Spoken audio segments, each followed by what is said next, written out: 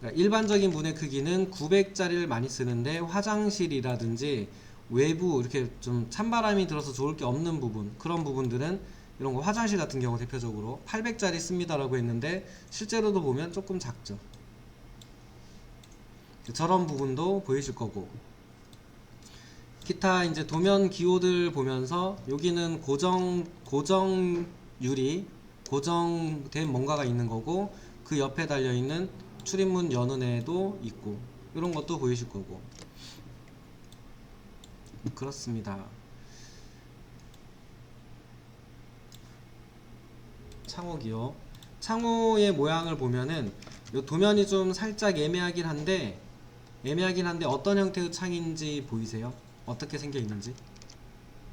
두 번 여는 창. 이 옆으로. 여기엔 중심선이 있죠. 이렇게 중심선. 그러니까 창문이 얘는 이렇게 생겨 있는 게 하나 있고, 옆으로 한번 열어서 여기 한번 열고 닫는 게 있고, 그 안쪽에 하나 더 있는 거죠. 이렇게 한번 열고 이렇게 두 번 여는, 창을 한 번, 두 번 여는 형태의 창이고, 옆으로 밀어서 여는 창이고, 오른쪽에 있는 도면 보시면은 거실이죠. 거실. 이거는 크기는 안 나와 있습니다만, 크기는 안 나와 있는데 출입문이겠죠. 왜냐면 테라스니까. 여기가 만약에 화단이었다고 치면, 여기가 화단이었다면 요거는 창으로 보셔야죠. 또는 여기가 아무것도 없대요. 여기 아무것도 없고 그냥 마당이래요. 그 아무것도 없는 바로 흙이래요. 계단 내려오는 거 없이. 그러면 요거는 해석을 창으로 하셔야죠. 바깥이 나갈 수 있는 무언가가 있으면 문으로 해석을 하셔야죠. 그래서 이거는 테라스가 있기 때문에 꼭 그런 건 아니겠지만, 테라스가 있으니까 나가는 문으로 해석을 하셔도 되고, 저거를 이제 혹시 이제 이 시험을 보실 때 저렇게 나왔다, 그래서 창문으로 그렸다, 괜찮습니다. 감점 조금 되고 뭐 탈락 이런 거 아니에요. 그래서 요거 창으로 해석하셔도 되고 문으로 해석하셔도 되는데, 지금은 나갈 수 있기 때문에 문이라고 보는 게 더 맞고, 얘가 만약에 문이라면 한 짝의 폭은 800이거나 900이거나, 작아도 정말 작아도 600이겠죠. 600보다 작진 않을 겁니다. 그렇게 치면은 여기서 여기까지의 길이를 보면 3800, 거의 꽉 찼죠. 그럼 이게 900짜리 4장이었다고 치면은 3600이거든요 3600이면은 얘가 200mm인데 여기가 200이잖아요 200, 200, 100mm, 100mm 이렇게 빠지면 900짜리 4개였다기보다는 800짜리 4개였다고 해석하는 게 맞죠. 그러니까 저거는 내가 길이를 안 재봐도 휴먼 스케일 또는 MC 설계, 이거에서 얘들이 생성되기 때문에 실제로 안 재봐도 그 크기를 대충 알 수 있는 거죠. 이런 부분도 있고요.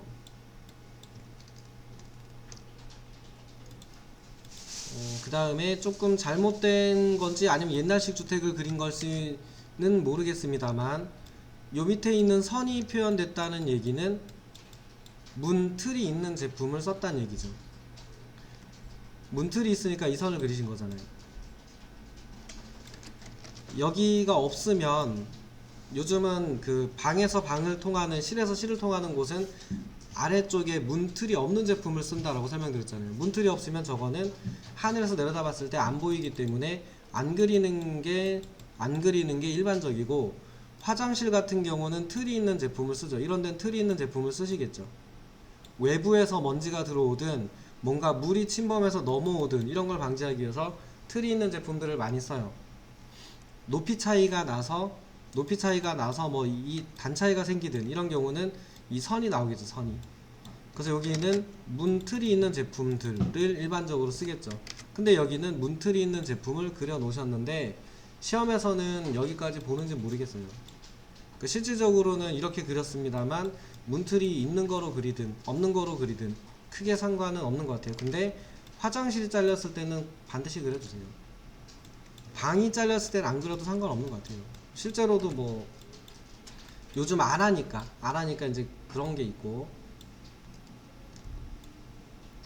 기타 이런 부분에 보면 이제 이게 예전에는 이제 저런 데다 굴뚝 같은 거 설치해서 하는 게 있었는데, 요즘은 저걸 굴뚝이라고 보긴 좀 그렇고 뭔가 그 환기를 위해서 이렇게 뭐 배관에 공기를 빼내는 배관 같은 걸 보내는 용도의 공간으로 표현해 놓으신 것 같아요. 뭐 장식용 굴뚝 뭐 이런 걸 수도 있긴 한데 뭐 어쨌든 이제 이건 옛날부터 나오던 애들이라서 나중에 굴뚝으로 표현된 것도 한번 보여드리고 설비용 배관들이 올라가는 애들 잡아놓은 것도 한번 보여드리고 다른 데서 한번 좀 보여드릴게요. 그러면은 이제 뭐 해석 안 되는 문이나 창문은 없으실 거고, 그 다음에 일반적으로 일반적인 가구 표현은 이렇게 됩니다.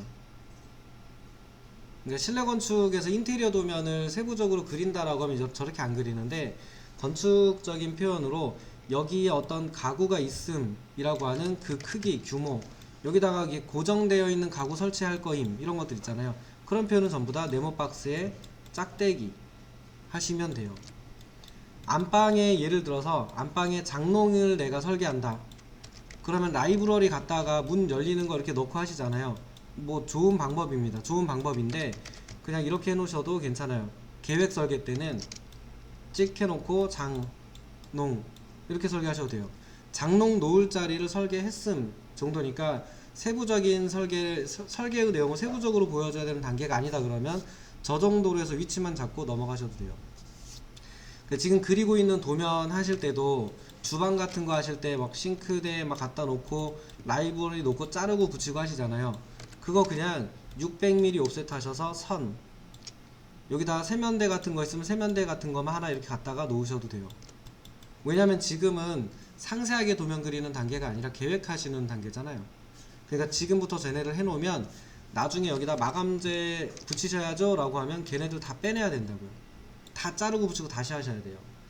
그래서 지금은 가구를 그 포트폴리오 하시는 거 거기서 가구는 요 정도로 그리는 거를 추천드립니다. 대신에 모르면 안 되니까 그냥 이렇게 가스레인지 정도는 표시해 주시고 냉장고 정도는 앞에다 네모 정도 그려주시고 선 그려주시면 되죠. 그 정도로 그냥 손으로 직접 그리시는 게 이 계획할 때는 훨씬 빠를 수 있으니까 너무 상세한 라이브러리 다 찾아서 넣으려고 하지 마시고, 혹시 라이브러리를 찾으셨다면 재편집 하셔야 되니까 블럭으로 잘 묶어 두시거나 레이어 관리를 철저히 하시면 됩니다. 그러니까 이것도 세트로 되어 있는 라이브러리 딱 갖다가 그냥 늘려서 쓰셔도 돼요. 이거 하나 있으면은 그냥 늘려가지고 쓰셔도 돼요. 막 모양 맞춰서 다 자르지 마시고. 그렇습니다. 그런 부분들이 있고요. 볼게요. 그 다음에 도면에서 창문의 위치는 왜 여기 냈는가 이런 것도 설명드렸었는데 기억이 나실지 모르겠습니다만, 창문의 위치, 방인데 방에서 창문의 위치를 가구 설계를 잡지 않고 가운데다가 놨어요. 이 가운데다 놓는 이유는 이 방을 어떻게 쓸지를 모르기 때문에 그래요. 누가 들어올지를 모르잖아요. 그러니까 일단 지은 다음에 판매를 한다거나 임대를 한다거나 생각해보면 누가 들어올지 모르잖아요. 그 여기다가 내가 붙박이장을 설치를 해서 놓은 곳이다 그러면은 해놓으면 될 텐데 그게 아니다 보니까, 모르다 보니까 창문을 가운데에다가 두면은 환기라도 잘 되겠죠. 빛이라도 많이 들겠죠. 기본적으로 저런 실외 공간에 중간에 창을 내면은 좋은 이점은 방금 설명드린 것 같은 부분이에요. 그 다음에 이 밑에다 책상을 놓거나 하는 건 상관이 없죠. 왜냐면 창문의 높이는 바닥에서 최소한 900 높이에 있을 거니까. 책상은 750, 800이잖아요. 그럼 이렇게 놓고 책상을 놓고 창문이 있다고 생각해 보면 앉아서 창밖을 보면서 뭔가를 쓴다라고 했을 때도 문제가 안 되기 때문에 상관없습니다. 대신에 이런 건 고민해 보셔야죠. 이 창문을 이만큼 낸다. 나 창문 이만하게 낼 건데 라고들 많이 하시죠. 통창으로 내겠습니다. 이거 좋아하시잖아요. 폴딩으로 하겠습니다. 이런 거 좋아하시는데, 그럼 이 방에 가구를 놓을 곳이 없다가 되죠. 여기다 가구를 놓게 되면 외부에서 봤을 때 가구의 측면이 보이겠죠. 물론 저렇게 해서 쓰면 안 된다가 아니라 어쩔 수 없으면 저렇게 하겠지만, 아무리 그래도 가구의 측면이 빛에 노출되고 창을 열었을 때 습기나 비나 이런 거에 노출될 수 있는 곳에 가구의 측면이 노출된다. 당연히 안 좋죠. 그래서 이제 이 창이라고 하는 것도 놓으실 때 여기를 어떻게 쓸 것인가 이런 걸 고민하면서 놔줘야 되고요. 정말 이게 어떻게 쓸지 모르겠다 그러면은 적어도 이런 공간, 나중에 벽면을 이용해서 뭔가를 할 수 있는 공간을 좀 고려하셔가지고 놓으시고, 그게 아니라고 치면은 볕이라도 잘 들고 환기라도 잘 될 위치에다 놓는 게 우선하지 않나 라는 생각입니다. 외부에서 보는 모양 때문에 여기다가 이렇게 놔야 되는데요 라고 한다면 그럼 어쩔 수 없죠. 그러면은 타협을 보신 거예요. 타협. 그러니까 환경적인 조건하고 외부에서 보여지는 이미지, 의장적인 조건하고 타협을 보셔서 나 의장이 더 중요하다고 생각함이라고 선택하신 겁니다. 그건 잘 됐다 못 됐다는 모르죠. 다만 의장적인 측면이 더 두드러졌어야 되는 건축물이었기를 기대하는 거죠. 설계하실 때 저런 부분을 잘 고려하시고, 어쨌든 창과 문은 쓰기 위해서 만든 게 우선해요. 근데 어떤 목적으로 어떻게 쓸 거냐가 한번은 생각을 해보시고 놓으셔야 됩니다. 그리고 창 없는 건축물은 좀 위험하기 때문에 좋지 않다라고 설명을 드렸는데, 창문이 없으면 다른 설비들이 좀 강해져야 돼요. 그래서 창문 없는 건축물은 웬만하면 설계 안 하시는 거를, 포트폴리오 때 설계 안 하시는 걸 추천드립니다.